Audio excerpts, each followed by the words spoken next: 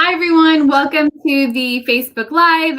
We're coming to you on a Tuesday, adding a special day in here this week to talk to Tony with AV Builders about some elements related to health standards, PPE equipment, and some elements that we can consider as event producers, because I know as myself as a business owner and also producer of live events, this can get the standards, the requirements are changing so quickly, and there's a lot of things to consider. So I'd love to have Tony maybe kind of speak to some of the work that you've been doing and some great advice that you have for my fellow colleagues. Maybe we could just start with who are you and what do you do? My name is Tony Matarera. I own a construction company. I'm the CEO of a large construction company. Been in business for over 30 years. And part of that 30 years, I've done mold remediation, just as a small division. But we ran it successfully for like 15 years with, 20 to 30 guys. So what we've learned was that the protocols for mold are almost virtually identical to the protocols for the virus. And so when this all first unfolded, it was really interesting to me that, especially within that 6-foot infectious zone that we have, that there wasn't really guidance available for that, and nor is there continuing to be guidance available from the government for that. But the fact of the matter is the protocols exist, the guidance exists, the knowledge exists. And so every industry now is out there, just like you guys are. You're out there fending for yourselves, trying to garner that knowledge, trying to garner that those protocols, and then apply it to your particular situation so you guys can be successful.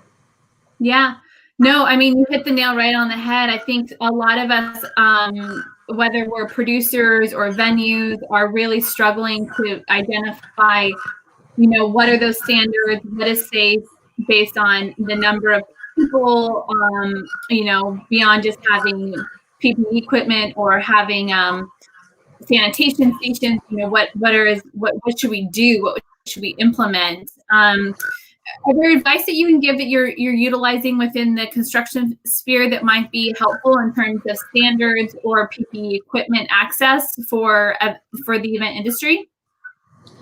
Well, there's not one size fits all. And so everyone has different circumstances, and even within your own industry, there's different conditions to which people will be interacting.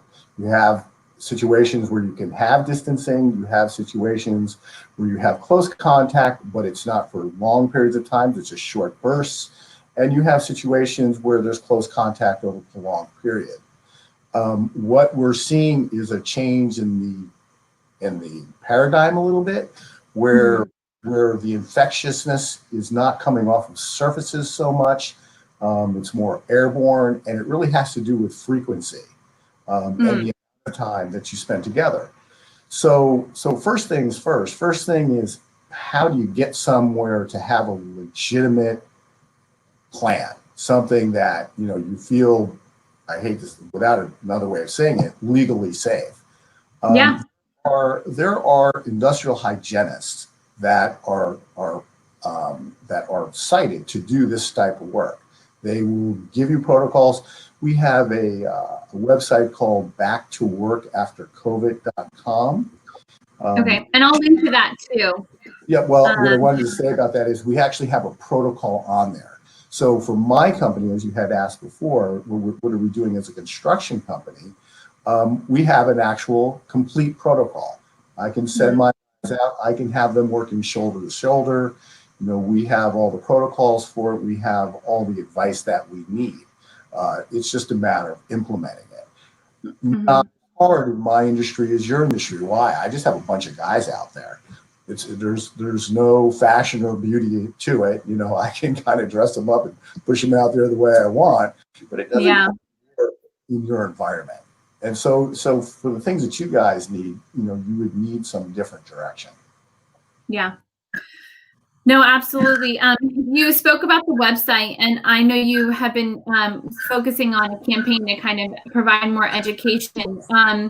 Maybe you can speak more of the work that you've been doing for the last few months, not only here in San Diego, but nationally. Well, Honestly, the national level is very frustrating. Again, you had cited it earlier that there's just no guidance available. Once you get to anything less than social distancing, I don't care how much you read and I don't care where you read about it, it is just not there. The PPE requirements or the suggestions are very backhanded. They lead you nowhere. And if you try to follow CDC or OSHA links into this ugly little world, it's Yeah. you would just get lost. So it's frustrating. Totally. It's completely frustrating. Not to sidebar, but we've there's a event in the fall that I typically do that's very large scale, tens of thousands of people, and I've been asked to kind of come up with how I would approach implementing COVID COVID guidelines for that large scale of an event. And I feel like that's a possible feat to outline, in this proposal, because I don't have anything from the state government, the city government, the federal government. There's really it's not really permittable at this time for that large of thing. But also, I just don't feel like I have anything to resource that would, be safe or kind of in line with standards. Yes, and nor should you have that to shoulder upon yourself or anyone else. Once again, there are professionals that are available, and those are industrial hygienists. You can hire them to develop protocols, and it's exactly what I had to do. When we did mold, we didn't just read a book and say, okay, we're going to throw our guys in this stuff and off they go. No, we actually had to hire industrial hygienists. They create a protocol. They provide training. You give your guys training or people training, to do what it is that they need to do. And your situation really is not that much different. What you like to end up with in terms of style and what you have to do would be different than mine. But the basis of what you have to do is all the same. There's nothing magical about it. To protect yourself in a very infectious environment requires facial protection, eye protection, and filtration to your mouth and nose. That's the minimum. Then from there, you have a lot of things that you can do. You don't have to wear a suit or a gown. You don't really even particularly have to wear gloves. You do need to know how to what's called donning and doffing. That's putting on and taking off things. You need to, as you had mentioned before, use hygiene as an integral part of everything that you do. But once you protect your eyes and once you protect your nose and mouth, you're protected, period. It really, the rest of the ensemble can take many, many different forms. And even now, and I was just going to show you a little article this morning. There's two great articles that came out in the Wall Street Journal this morning. Okay. This first one, which you cannot see, I can see because you can, but it says, how exactly do you catch COVID-19? There is a growing consensus. It's a really good article to create some baseline understanding. But this one, you guys are going to find to be very interesting, I think. And this is what we know about face shields and the coronavirus.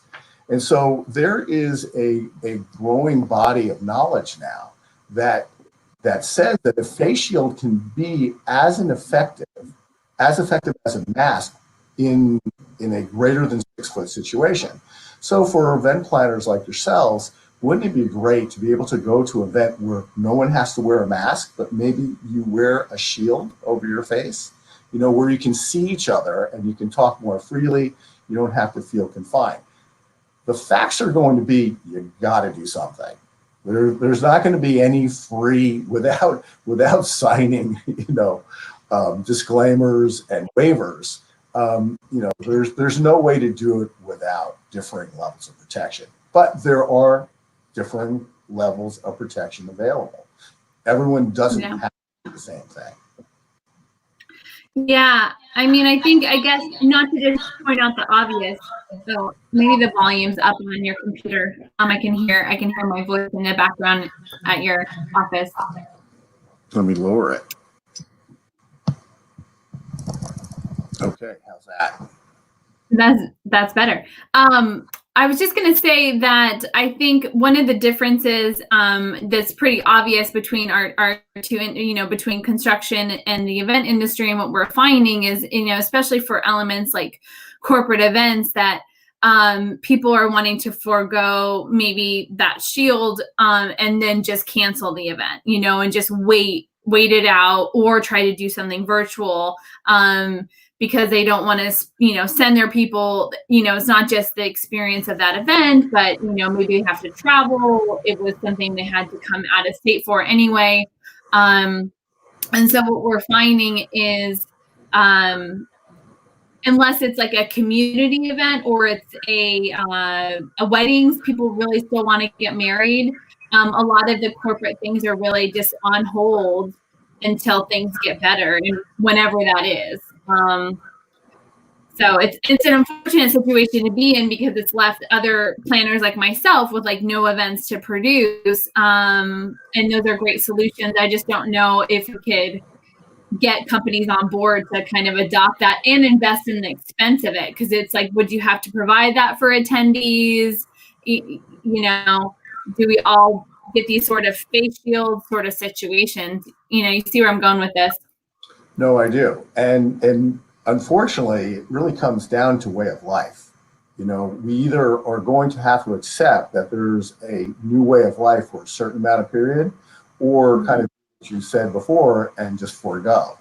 The middle isn't working that well. I think we can all see from the spikes that we're getting from reopening. It's probably no secret to anyone that the reason that we're getting the spikes is because we violate that little 6-foot bubble, and we get into that infectious zone, and there's no one really doing anything to create any protection within it. So, so when you talk about a robust environment like yourself, where you have an event, to have the event, there has to be rules. And so I guess it's kind of first, are we willing to wear something? Yeah. Because if we're not willing to wear something, then without waivers, getting together is pretty difficult, if not just straight up impossible for some period of time. But there are ways, if you are, just like you were mentioning before, people don't want to fly anywhere. Well, you're perfectly safe flying if you wear eye protection and an N95 level mask, which doesn't have to be an N95. It can be a KN. There's other substitutes, but people don't really understand that they are 100% able to do things if they just follow a couple, some rules. And so you either have to sort of be ready to adopt them or defer. So yeah. Wow, I just came up with something. But it is the reality, right? Yeah. And like I showed you that article about the face shields, things are changing. Face shield, if you were talking 2 weeks ago, a month ago, face shields would have never been considered actual equivalent protection to a mask, even in an over 6-foot situation. Now they're starting to understand that it really does work. And so that kind of opens things up. But for other employees or other participants, particularly people who are working the environments, they're going to have to use a combination of facial protection and also masks, for air filtration. So everybody will have something different. It just depends on who you are and what part of the event you're in. Have you seen access to PPE equipment get better over time, or is it still pretty hard or challenging for any kind of industry, whether it's events or construction like yourself? Good question. And so we all know the real basis of all PPE from any real agency starts with air filtration, and that's the N95 mask. It's the standard. It's the mask that's been tested. It's the only one that's been vetted. because there was no reason to vet any other kind of mask. There was tons available for the little bits of uses that it really had prior to the virus hitting. So now there are substitutes, and there's these KN. They're mostly from China, they're from Europe also, but it has the K insignia, and they do equal the N95 mask, not by all of the manufacturers. That's where it gets a little sketchy. But you're asking me if the stuff's available. I have people, because now that I'm in this little campaign, I have people rolling up to me all the time saying, "Do you want 1 million masks? Do you order a couple million? Where are you at here, Mr. Matarera? Would you like to start selling these things? We can get them for you." So I'm just going to say, on the supply side, it's kind of interesting. Now, for myself, being selfish, I bought 10,000 masks, certified from a reputable supplier and broker. I'm good. My guys, my people, my environment, I'm good to sometime into next year, and maybe almost through next year, especially if I can serve them properly. So part of it is, like anything else, is your diligence, right? Do you get out ahead of the thing, and secure the stuff while it's available, or do you wait till the fall? If, and let's hope it doesn't happen, if the second wave of this hits. The second wave of this hits, you're not going to find anything. Back. It's going to be, just taken up as quickly as it can be found. But now the stuff really is available. Face shields are available. New styles of face shields, like we'll just show you this little one right here. It's a baseball cap. Lovely work, huh? But it's kind of cute. Right? Yeah. But it's things are changing. Their styles are changing.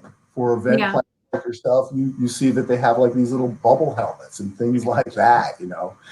So the need is starting to create some innovation, but we have to force the need. And as you were mentioning before, with the lack of guidance under 6 feet, the innovation isn't occurring fast enough because no one has rules to build around. But you yourselves can get them from an industrial hygienist. Yeah, I think it's also that's a great point. And that, I think, to piggyback on that, the other element of frustration and uncertainty is, when you're dealing with large crowds, you can implement some strategies, but when you're talking about tens of thousands of people, it's not always the most cost effective to like what you would have to implement in terms of barricades, especially for a large street event or public events. They're really just very hard to control unless you have one in and one out. Like the example when we were talking offline, we were talking about the waiver that Trump had put out for his rally. Now everybody who's attending has to sign the waiver. I don't know how they're going to check that at the entry point, but there is one entry and one exit point. But there's many of events that are open to the public that don't really have those, and then would now require this infrastructure or management that just kind of gets very costly and maybe even not feasible in some situations. So that's the other element as event producer, to try to think around all of those things. It's like, I don't even know if those would be possible to control, to even implement regulations if we knew what those regulations were too. Well, there's always that, isn't there? And we're finding that to be the same with just people just wearing masks and staying socially distant at this point. People, it is difficult to herd the cats. And there's no doubt about it. We're all independent to certain degrees.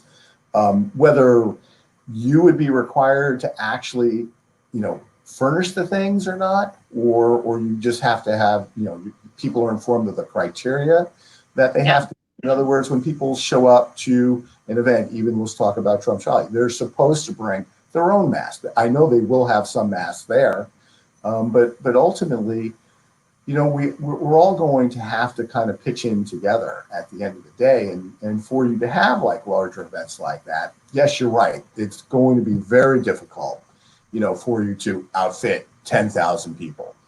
But, I guess it just depends on a lot of things.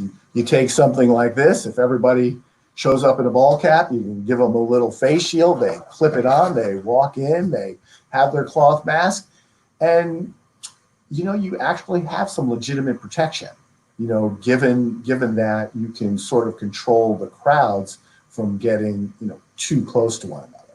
So there's to do it. I suppose at the end of the day, it's just how much desire is it to get it done. Yeah, that's a good point. Something for us all to consider as event producers. What would be your advice for our industry or even other industries of like what steps should we be taking next? Is there things that we could be doing collectively or collaboratively to kind of share information or kind of help this cause or make it easier on ourselves? And what kind of advice would you share? Yeah, I mean, as an organization, as an association, as a group of people that you guys are, you have a certain amount of power, and you have the power of the purchase. And so ultimately, again, I've said it a number of times. There's people called industrial hygienists. These people develop these plans. The knowledge base for the plan is widely available. We all know it. I know it. As a mold contractor, I understand all of this stuff. It certainly isn't rocket science. But again, when we talk about you shouldering responsibility for coming up with the ideas, the things, that's not your end of the bargain here. That's what professionals are for. So my best advice is for an association such as yourself to seek professional advice. In other words, if you had a problem, you were sick, you don't try to figure it out yourself. You go to a doctor. Doctors are professional. They're going to help you out. It's the same thing. You trying to figure out to do something with the virus. Well, what should we do? Well, we should hire a professional. Who is that? It's an industrial hygienist. So they are available. And again, like doctors, like other professionals, they have, a variety of opinions. And so I would say you would try to seek out, an industrial hygienist that was friendly towards your position. And that can help you. Again, it's kind of funny, like the little article I showed you about face shields. Yeah. This is evolving. This is new, right? And you'll find hygienists that will adopt it as part of your overall plan. So that when you get these large groups of people together, they don't all have to be masked. I mean, it's a great thing to be able to see each other's face. And if you had a choice between the two, it's probably the one that you would choose. Yeah. But the fact of the matter is what you can't choose is nothing. Yeah. And nothing, all this nothing means is you have to stay away 6 feet or greater. And I don't think that exactly works at the end of the day. Well, yeah, you gave us a lot. I agree. I don't think we have to come up with something and some innovation because we're just not going to be able to stay in place, month after month and let things continue. So we got to adopt new policies or adopt new forms of normalcy or new attire, if you will, for these events, and just kind of and wait and see till things get better, I guess. Right, and remember, it is a combination of things. I mean, just like advice for flying. The industrial hygienist can give you that. They can show different organizations how they can get their personnel from one place to another in a very safe way. How you can stay in a hotel, how you show up to work, all of that. And it's all a little different, but it's all the same theme. And once you begin to understand it, it all makes a lot of sense. It's not that difficult. But again, we just have to embrace it. But how hard is it to embrace something that you don't want to embrace in the first place? And that's where we're at, really. That's the sentiment I would echo. Absolutely. Yeah. It'd just be nice to wave a magic wand and have this just be gone and go away and try to rebuild. But that's definitely not the case. So, yeah. I hate to say that becomes the takeaway, The takeaway is that you must do something. Yeah. And that's that. And what something it is, it can be a whole variety of different levels. And again, guided by a proper professional, you can get to where you want to be. It's just that it's probably not going to be exactly the way you really wanted to imagine it in the first place. That's all. Yeah. Sorry.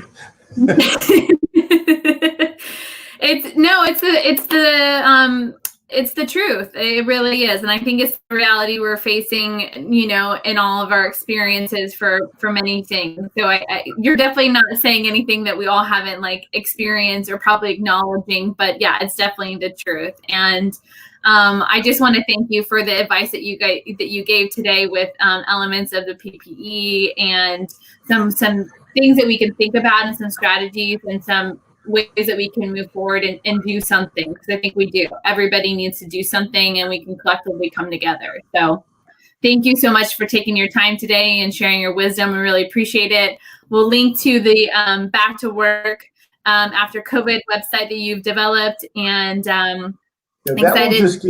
That will just give you a snippet view. Okay. And it just takes a couple seconds to actually work through the website. Perfect. Well, thank you for all the work that you've been doing. We really appreciate it, and keep us posted on any new developments. We'd love to share it here again. You know, and yeah, thank you again. Hey, good luck. We're all in this together, as much as we don't want to be in all this together. Absolutely. All right, Tony, thanks for joining us. Have a great day, everyone. Take care. Take care.